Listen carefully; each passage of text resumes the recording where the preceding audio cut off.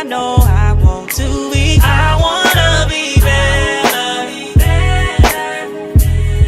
I don't wanna be bitter. So I'm letting go now. All right, y'all, welcome back to the Better Not Bitter podcast. This is episode 1 of the newest season, and I'm excited because I have some special guests with me today. But before we get started, don't forget to like, comment, subscribe, and type something in the chat if you know a thing or two about mental health. So without further ado, I want to have my special guests introduce themselves. So we'll start with you. Hi, my name is Ishwa. My name is Hope. My name is Amy. And we are high school students. And today we are here to talk about our mental health campaign, Healthy Minds United. Awesome. So to give y'all some backstory about why we're here today,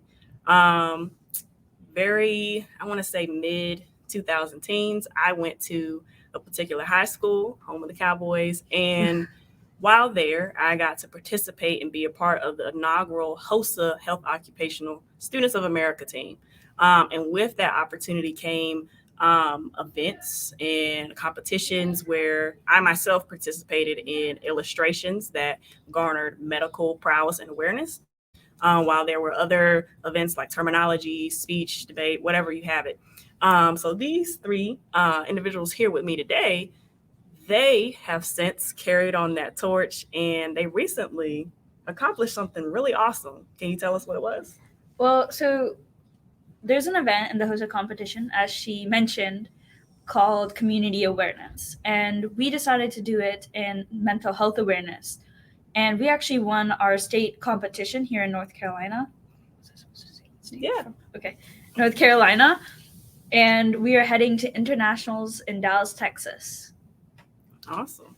Yeah, so all three of y'all had involvement in this project, and it's garnered and it's centered around the concept of mental health, which, as for most of y'all who have watched this channel for a while, you know that I am an advocate of, especially as someone who navigates life with multiple disabilities. So I want to speak to Ishwa first. How or when did mental health become something that was a passion of yours?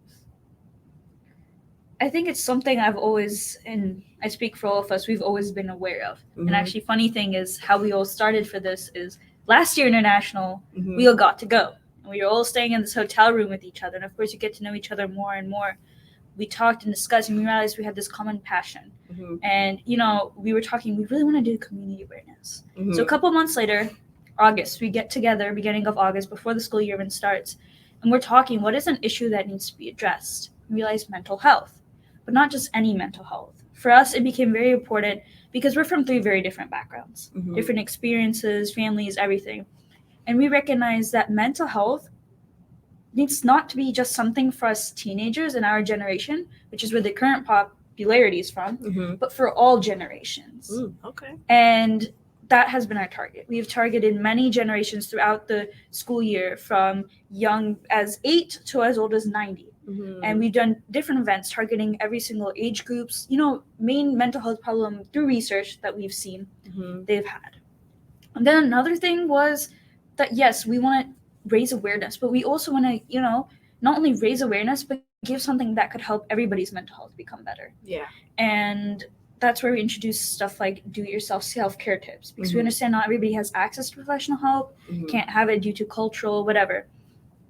And then after states, and right before states and throughout this, we targeted all generations, Mhm. but that wasn't enough for us. We Mhm. wanted to target more people in general, more demographics, our whole community, and which is why we're here with you today. One of the things we wanted to do is, bring awareness about how disabilities may affect mental health, because that's a large part, I believe 26% of our population, Yeah. who's affected by it. And we really wanted to, as we know you, we want to discuss with you, and somewhat of an expert on it. So Yeah, and you brought up a good point, and I noticed this when I looked at the PDF or the file that y'all sent me of what you presented at state competition, and that was you all's intentionality in being concise and clear, not overcomplicating it like so many resources overcomplicate mental health. Yeah.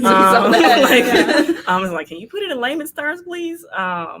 But another thing that stood out to me is kind of what you spoke to, is that intergenerational dynamic, because it does impact the entire world. Like we fall into a category of age, whether it be older adulthood or young adulthood or teenage years or toddlers. So being able to hit those points from a broad spectrum is something that needs to be done more effectively. So I was very impressed to see y'all hit those things, especially at you all's level of current experience in life, having the forethought to do that. And then what about you? What makes you passionate about mental health? Since the mental health is so vast, Mm-hmm. I didn't really know a lot, and since you can't visually see mental health, it's kind of hard to grasp it. So as doing this project, I was like learning as I was spreading awareness throughout the community. And after COVID-19, since we were all like isolated, I think that a lot of problems in this generation and all generations were occurring. So I just saw like curiosity and also the want to spread awareness. I think that's cool. Like, even for those, because I know a lot of what mental health advocates, a lot of where their passion comes from personal struggle. But even if you haven't necessarily navigated a personal struggle with, let's say, unhealthy levels of mental, awareness, there's still like growing up, becoming an adolescent, dealing with academia, dealing with people, being in relationships that you can still navigate, because mental health is a component of wellness. So viewing it from that perspective, I think, is important as well. And how about you? What makes you passionate about mental health? Yeah, so like how Ishwa and Amy were talking about, like we sat down to discuss like what we wanted to do for the community awareness. And I think that's really where I started to think about, when we decided on mental health, that's when I really started to think about what mental health was to me. And I realized really before starting this campaign that I personally didn't know that much about mental health. And I think it was important for me to find what mental health truly means to me before I spread awareness for that to others. So growing up, I really feel like I didn't know what mental health was, and like the thoughts and ideas and what people thought about it. And of course, like everyone knows what physical health is. It has to do with our body. But even more importantly, I just felt like a lot of people, including myself, didn't know about mental health.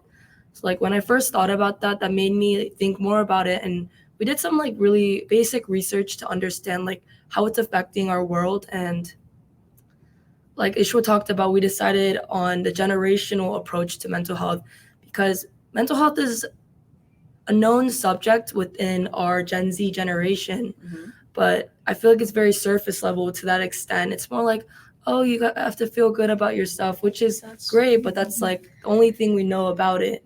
So not only did we want to approach that on our generation, but to people who are older than us and to people who are younger than us, which is what we highlighted in our events that we put on our portfolio as well. Well, I appreciate y'all for sharing. Thank you.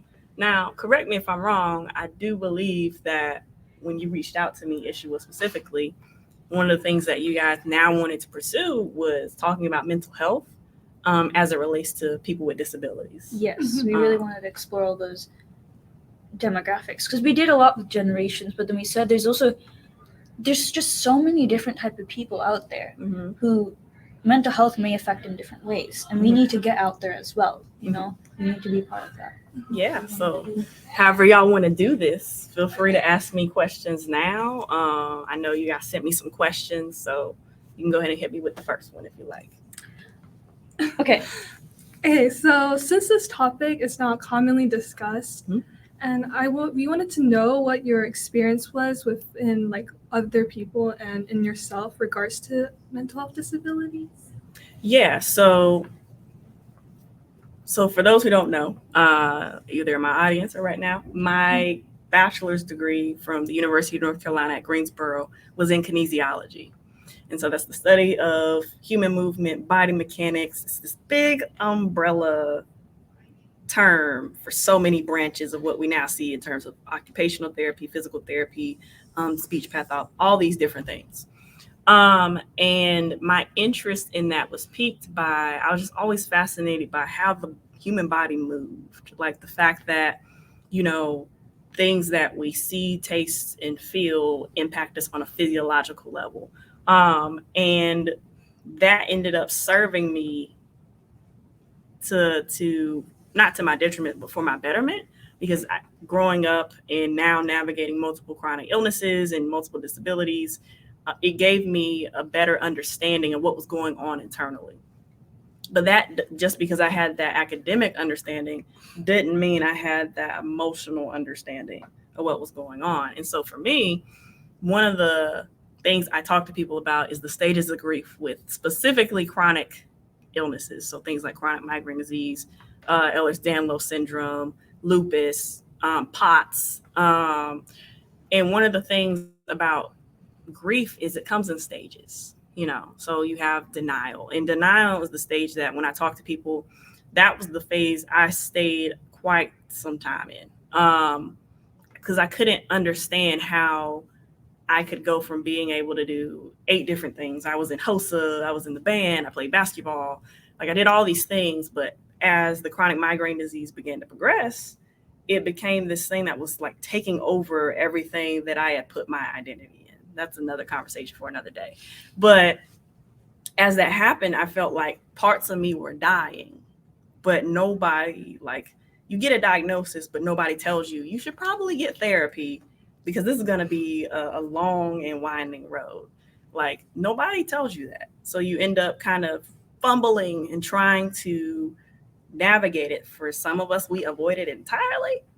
For me, I avoided it for a while and then kind of got to a place where I accepted it, and now being able to help others through my testimony. But even still, there are things that I'm learning every day about my proclivity to perfectionism and how that affects my body physically. So mental health has been a component of my wellness journey that has continuously been something that I've had to work at, especially someone who navigated childhood trauma. So you bring that in on top of disability and all these other factors.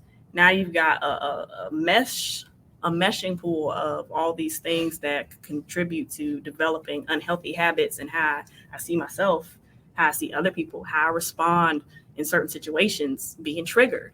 I know that's a trendy term now, but there's genuine triggers as someone who was, diagnosed with PTSD from trauma. So all those things intertangle. It's very rarely just one thing, one source. We often get a lot of our habits and beliefs from our experiences, and often those experiences are not monolithic. They're very involved. I think that kind of actually leads us to kind of the second question we had for you. Mhm. And this question kind of has to do with the fact that we're coming from a place knowing that we're trying to do even our own research Mhm. beforehand related specifically to mental health and disability. There's not a lot out there. No. So we're thinking, maybe viewers or the people we'll be sharing this with won't know a lot either. And we Yeah. wanted to just ask and say from our observations is like many people see someone with a disability, and oftentimes whether it's a visible, and if they don't know, invisible disability, they only see the physical obstacle Yes. of things, and they don't try to look further what the mental state may be. And we think it's important that this aspect is recognized, as every human being, regardless of disability or not, have experience with mental health issues. Mm-hmm. And the only thing itself, the issue may stem from different feelings or circumstances in regards to mental health. Mm-hmm. And we wanted to ask you, what are those different feelings and what type of thoughts may come from the situation? You described the stages of grief that you've talked about. Could you elaborate more on that so people truly understand what goes on?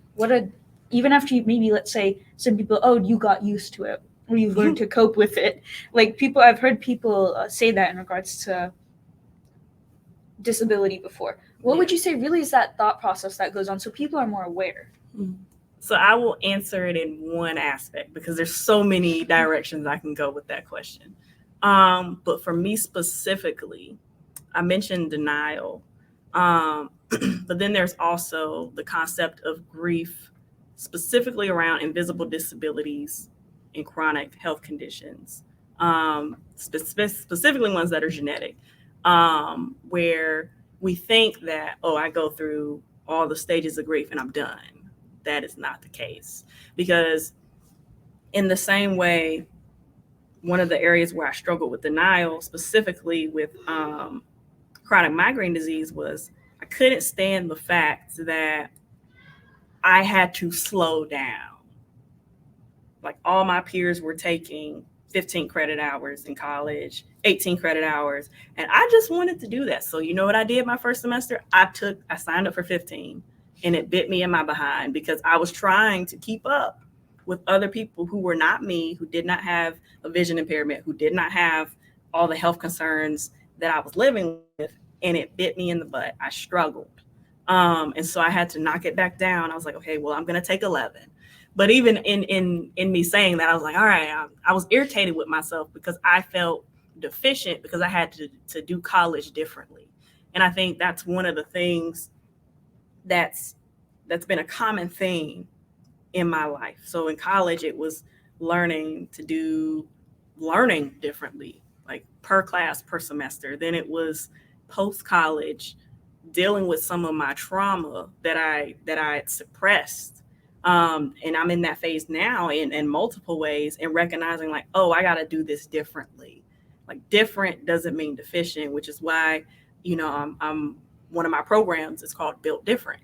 And learning that lesson can be difficult, especially when academics in middle school, high school, college have become so competitive.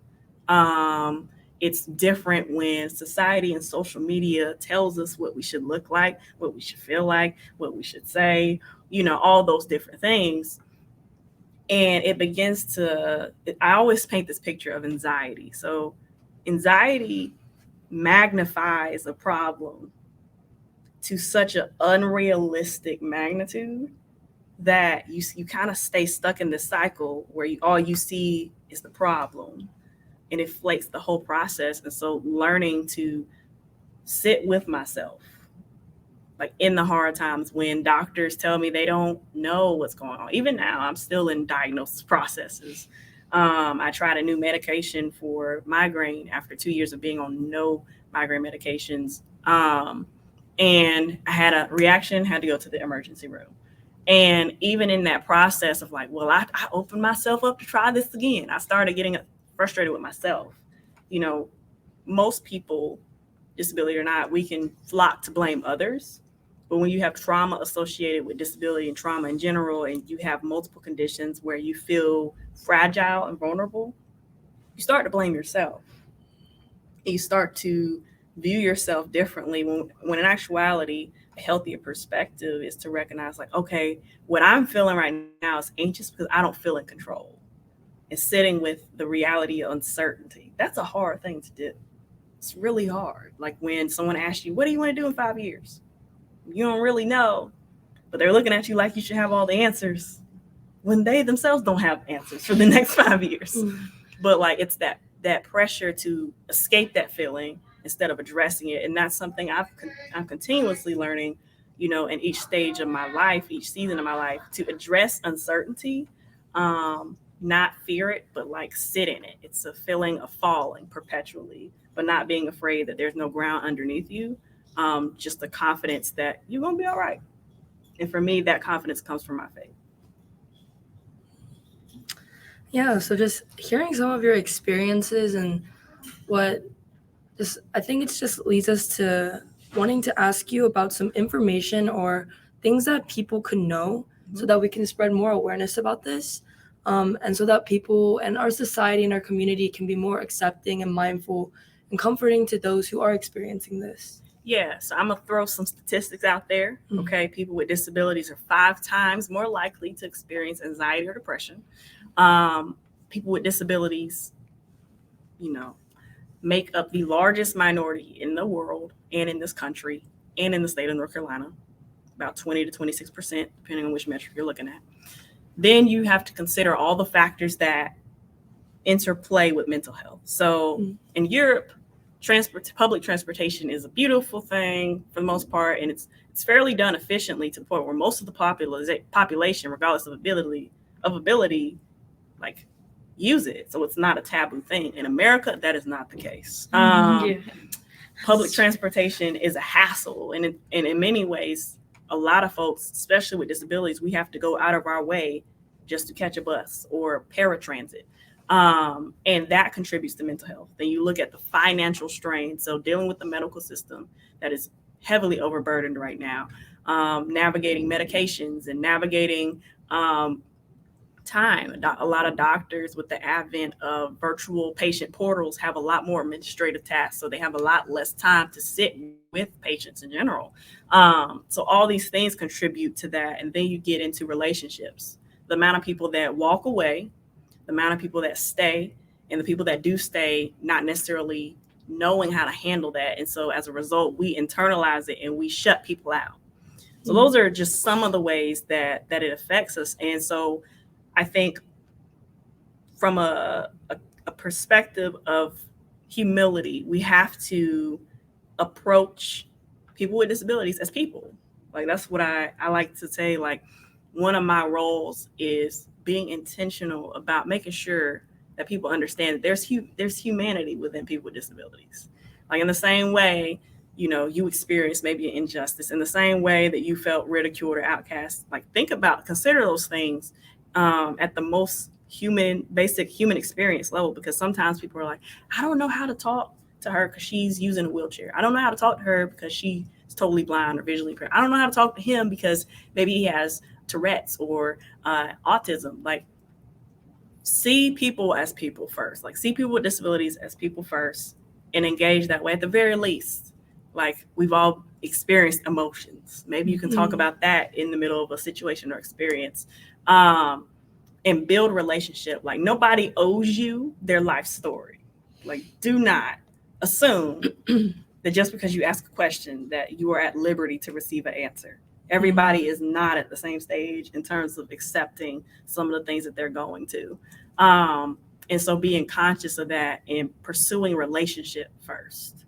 Like, if you genuinely care about that person, like, build a relationship, pick them up, ask them what they need done that maybe they might not get to that day, or be willing to hear, what they have to say if they're having a hard day. Like, don't just dismiss it. Like, if you ask them how they are, mean it.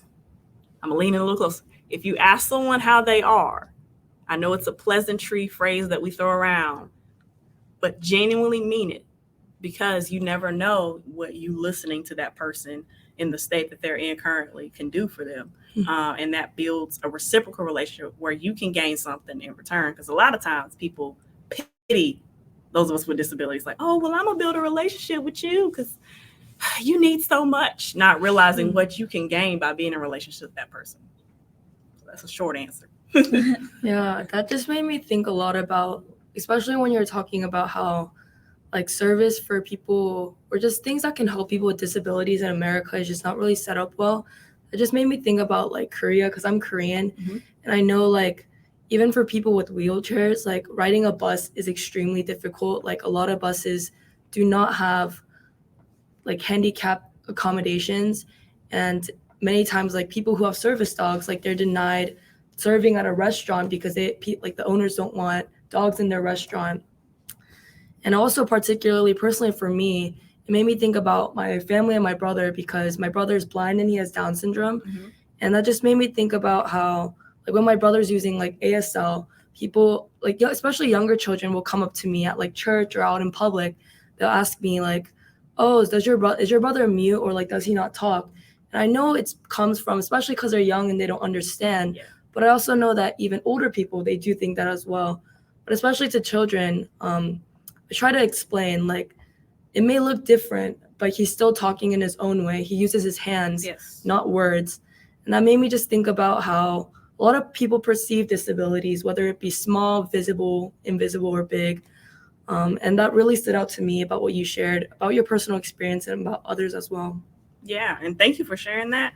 And you hit on something, especially in the area of church. Like, I put out an album in December of last year, And one of the songs, the second song on the album, is called Don't Pray on Me, Prey. And if you've been subscribed to the channel, you should already know about this.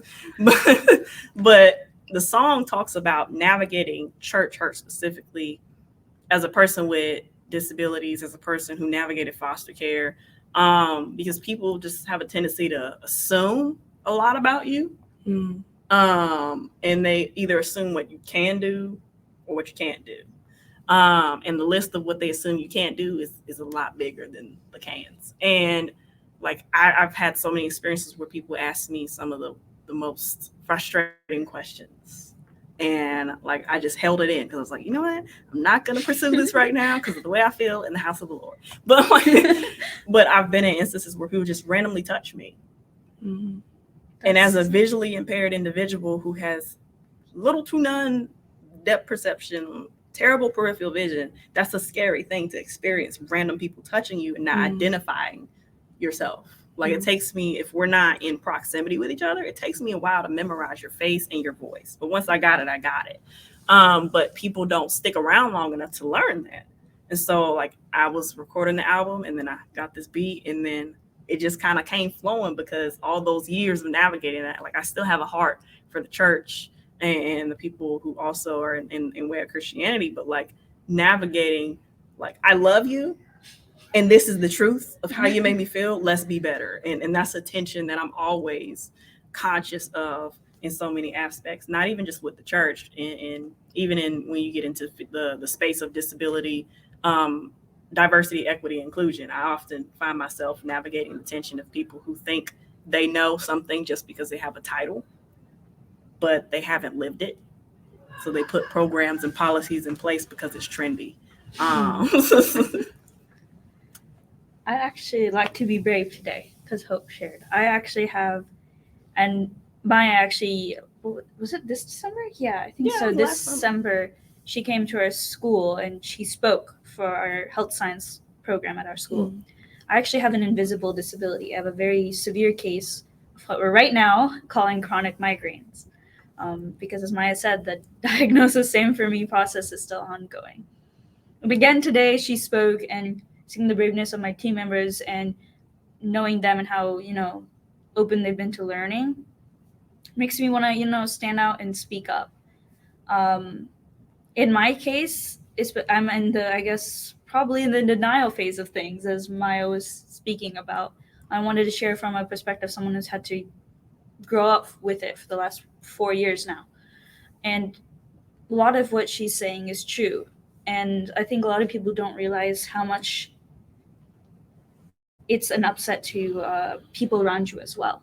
It's not just you in it. A lot of things change, whether it's relationships with friends, it's also relationship with your parents and your siblings, and it's all this upset in your life. And I think when I saw the statistics, and even though I guess I'm part of it, I was too scared to look deeper.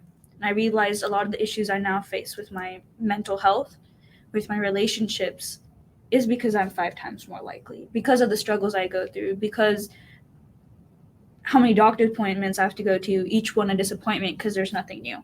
And the same thing, things don't work out, whether it be medication, how much workload I can take, things like that, and making people in your life understand, especially in, people you're close to, that, you got to be better. You got to listen. I've been through it. Doesn't matter your title or that, experiences are different. Yeah. And I just wanted to share from like a student's, of course, you are a student as well. Thank you. And I just wanted to share as someone who I got a good role model, good person to speak who's really helped me since that December, really got me on track, better for it. I just wanted to share that. And I gotta give you your props though. Like when she communicated with me since then and she was like, well, I made sure to follow up on some of those steps you mentioned. And I was like, oh, because when you share things with people, they can kind of take your information or leave it. Yeah. And as an advocate, that's one of the things that I had to learn early on, because I would get mad at people when I would educate them on albinism or chronic migraine,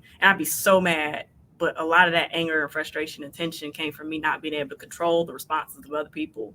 And so especially as, I continue to grow in the medical process, one of the things that I've had to learn, and this is heavily laid by the foundation of my Christianity and like going in with no expectation.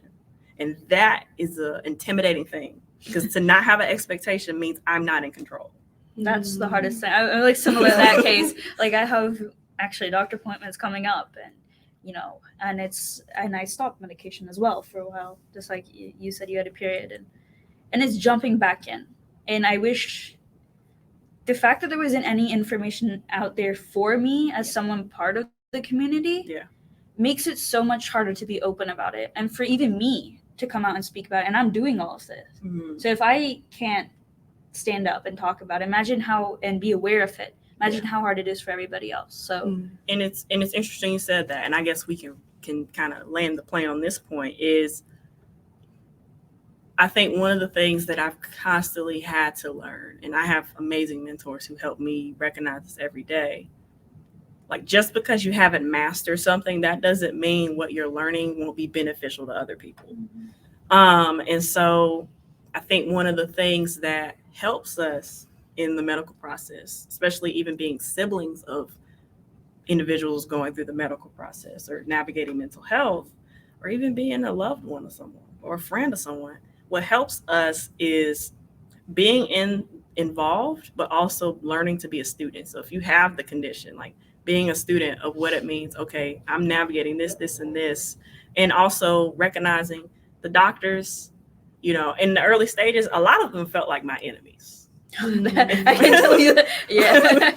But getting to a place now where I'm settling into the fact they're just trying to figure this out. And some of them are probably mad they can't figure me out, because I feel like a medical anomaly at times.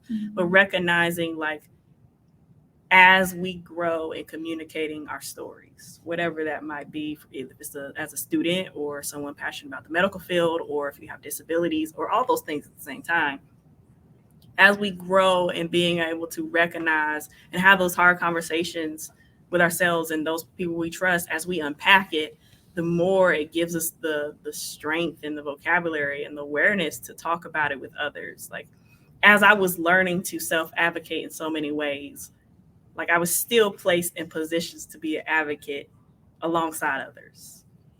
And as I was learning, it was this reciprocal thing of like, oh, I see you're still at the beginning stage. I was there.